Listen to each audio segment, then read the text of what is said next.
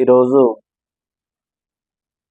బలగం YouTube channel మా సహోదరుడు, మిత్రుడు, శ్రేయోభిలాషి బాలు కాయితి అలియాస్ బాలరాజు కాయితి గారికి నా హృదయపూర్వక జైభీములు. సోదర, నేను మాట్లాడిన మాటల్లో నీకేమన్నా ఇబ్బందికరంగా అనిపిస్తే,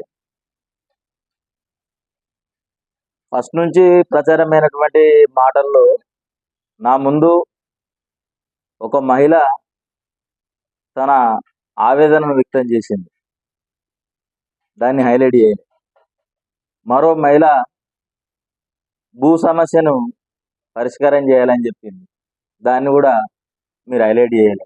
కేవలం నా యొక్క వీడియోని పట్టుకొని పదే పదే ఫేస్బుక్లో కానీ యూట్యూబ్లో కానీ ప్రచారం చేసుకుంటూ సామాజిక మాధ్యమాలలో ట్రోల్ చేస్తున్నాం.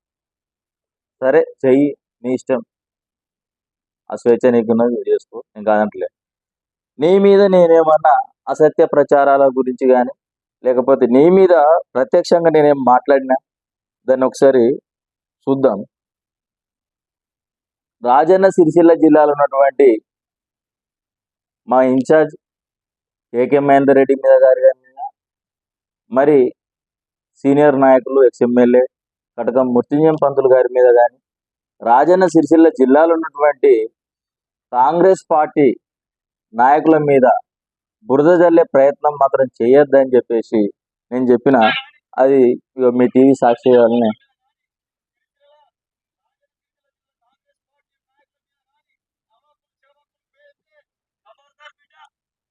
గింతే కదా నీతోటి చెప్పింది.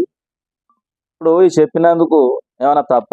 ఒక నా వీడియోని పట్టుకొని ట్రోల్ చేసుకున్నాడు, ఇంకా మిగతా సమస్యలు ఉన్నప్పుడు దాన్ని కూడా ప్రచారం చేస్తే బాగుంటుంది కదా. ఎందుకు ఇట్లా ఏంటి వ్యవస్థను మరి నువ్వు ముంగడేసుకొని నడిపిస్తున్నావు అర్థమైతే లేదు. నువ్వు చాలా సాదా సీదా ఒక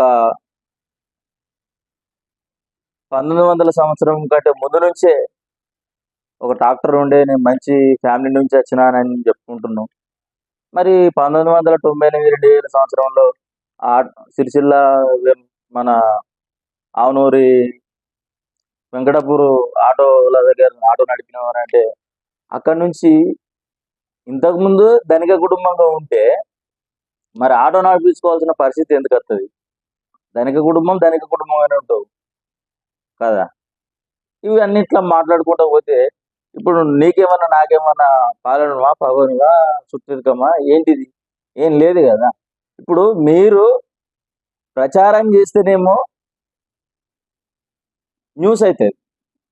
నేను రాజన్న సిరిసిల్ల జిల్లా డాక్టర్ బాబాసాహెబ్ అంబేద్కర్ విగ్రహం దగ్గరికి వచ్చి మన సిరిసిల్ల జిల్లాలో ఉన్నటువంటి పాత్రికేయ మిత్రుల ముంగట నేను సాటుకు మాట్లాడలేదు కదా. వాళ్ళందరూ ముంగట నేను మాట్లాడితే అదేమో న్యూసెన్స్ అవుతుంది. మీరు ప్రచారం చేస్తేనేమో న్యూస్, నేను మాట్లాడితేనేమో నిర్భయంగా, నిర్మోమాటంగా, నిష్కపటంగా మాట్లాడితేనేమో న్యూసెన్స్. ఇది ఎంతవరకు సాధ్యం అనిపిస్తుంది మిత్రమా నీకు? మొన్నటికి మొన్న ఇప్పుడు కాంగ్రెస్ నేతలు చేస్తే అవన్నీ అసత్య ప్రచారాలు, ఆరోపణలు, వాటి కింద పరిగణలోకి తీసుకున్నాం. ఇప్పుడు మన గౌరవ మాజీ మంత్రి కేటీఆర్ గారు స్వయాన కలెక్టర్ గారిని పట్టుకొని ఓ సన్యాసి అని అంటే ఎందుకు టెలికాస్ట్ చేయలేదు మిత్రం? పాత్రికేయ మిత్రులు, జర్నలిస్టులు, ఎలక్ట్రానిక్ మీడియా, యూట్యూబ్, ఈ సామాజిక మాధ్యమాలు ప్రజలకు ప్రభుత్వానికి మధ్యలో వారధులుగా ఉండాలని చెప్పేసి ఆ రోజు కూడా నేను మాట్లాడినా.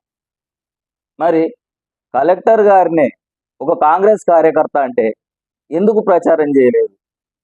ఎందుకు విమర్శించలేదు? నా ఒక్క వీడియోని పట్టుకొని ఎందుకు ఏడుతున్నావు? గతంలో కలెక్టర్ గారి మీద లవిచర్లలో ఘటన జరిగింది. కేటీఆర్ గారు ఆ విషయంలో మీకు తెలుసు, నేను చెప్పాల్సిన అవసరం లేదు. మళ్ళీ నేరెళ్ల సంఘటన మన రాజన్న సిరిసిల్ల జిల్లా స్వయాన మీరు పోయి కూడా చూసారు. అప్పుడు ఎస్పీ విశ్వజిత్ కంపాటి గారు ఉన్నప్పుడు ఆ జరిగిన సంఘటన వాళ్ళ మీద థర్డ్ డిగ్రీ ప్రయోగిస్తే పాపం ఎందుకు వెనక రాకుండా పోయారు. అది గమనించాలి. ఆయననే స్వయంగా చెప్తుండు నేను మంచోడిని కాదు అని మీడియా ద్వారా ప్రజాముఖంగా అందరికీ ప్రజలందరికీ చెప్తుండు. నేను మంచోడిని కాదు అని చెప్తుండు. అంటే గతంలో నేరాల బాధితులను వాళ్ళను లవిచర్లను కొట్టించినట్టు మరి మమ్మల్ని ఇట్లా కొట్టించేందుక ఏం? కలెక్టర్ అంటే గౌరవం లేదు. ఆయన ఒక జిల్లాకు మేజిస్ట్రేటు ప్రథమ పౌరుడు అనే విషయాన్ని కూడా కనీసం సోయి లేకుండా మాట్లాడడం, ఇవన్నీ కొంచెం మీరే రెక్టిఫై చేసుకోవాలి. మీ విఘ్నతకి వదిలేస్తున్నా నేను.